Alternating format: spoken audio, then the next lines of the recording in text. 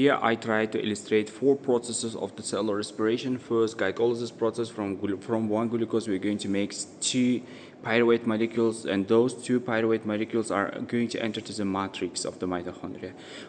From the glucose we are going to make the pyruvate molecule. In this process 2 molecules of the ATP is going to release and 2 molecules of NADH is going to release from this process. If the oxygen is available, they are going to go to the matrix for the PDC complex. If the oxygen is not available, they will produce the lactic acid. And those 2 pyruvate molecules in the matrix of the mitochondria, they are going to become the acetyl-CoA, 2 molecules of the acetyl-CoA.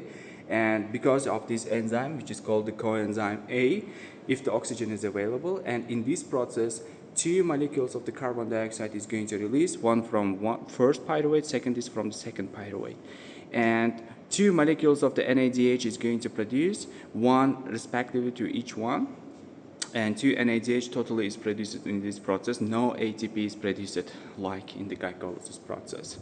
So no ATP is produced here, 2 ATP is produced in the glycolysis process. And those 2 acetyl-CoA molecules, they're going to enter to the Krebs cycle. They're going to join with oxaloacetate, they form the citric acid.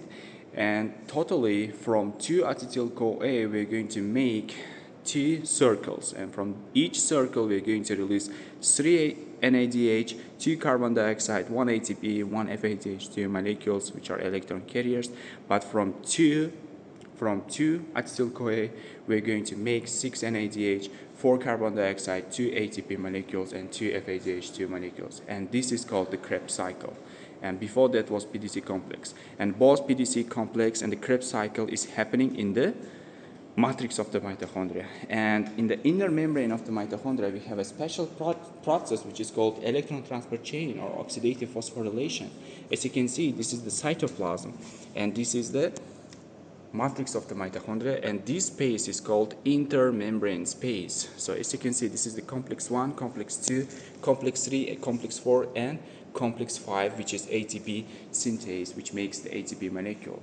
In the complex 1, so totally in the Krebs cycle, until the Krebs cycle, 4 ATP is produced, 2 from the glycolysis, 2 from the Krebs cycle, and 10 NADH is produced, 2 from the glycolysis, and 2 from the pyruvate dehydrogenase complex, and 6 from the Krebs cycle. 2 FADH2 is produced in the Krebs cycle, and 6 carbon dioxide is totally produced. So those molecules, those electron carriers, they're going to be oxidized.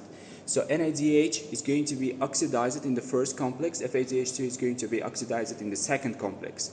When they oxidize, they release their electrons and the protons, and those electrons will pump those protons to the intermembrane space, which is located between the outer membrane and inner membrane. And all those electrons will shift to the third complex. From the third complex, they are going to, and the third complex will pump the hydrogen as well. They will pump the hydrogen, which is released from the FADH2. It's going to pump it to the intermembrane space. In the fourth complex, they're going to collect all the electrons. That's why we are learning it. So electron transport chain and oxidative phosphorylation.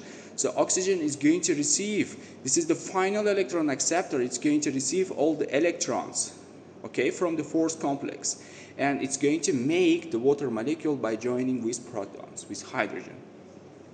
And as you can see, in the intermembrane space, there are a lot of hydrogen ions. We created the hydrogen. They are concentrations of the hydrogen, higher concentration of the hydrogen, which are protons. And in the inner membrane, in the inner membrane, they are less. That's why from the outer membrane, with the way of facilitated diffusion, from the higher concentration to the lower concentration, they're going to enter through the fifth complex. It is the ATP synthase. When the hydrogen moves inside, they're going to spin the ATP synthase, and those generate the energy and phosphorylate ATP into the ATP. So let's calculate how many ATP is released at the end of this process. So NADH molecules, we form 10 NADH molecules. It's written there, so 10 NADH molecules. So each NADH molecule is going to release 2.5 to 3 ATP molecules. So at the end, we will get from the NADH 25 to 30 molecules of the ATP. Each FADH molecule is going to release 1.5 to 2 ATP molecules. So From the Krebs cycle, we release the 2 FADH2 molecules, and we multiply 1.5 and 2 to the 2, we get 3 to 4 ATP molecules from the FADH. If you sum them, we will get 28 to 34 ATP molecules. And we release it 4 ATPs total, 2 from the ATP, 2 ATP from the glycolysis, and 2 ATP from the Krebs cycle. If we add them, we will get 32 to 38 ATP molecules totally from 4 processes, steps of cellular respiration. Thank you very much.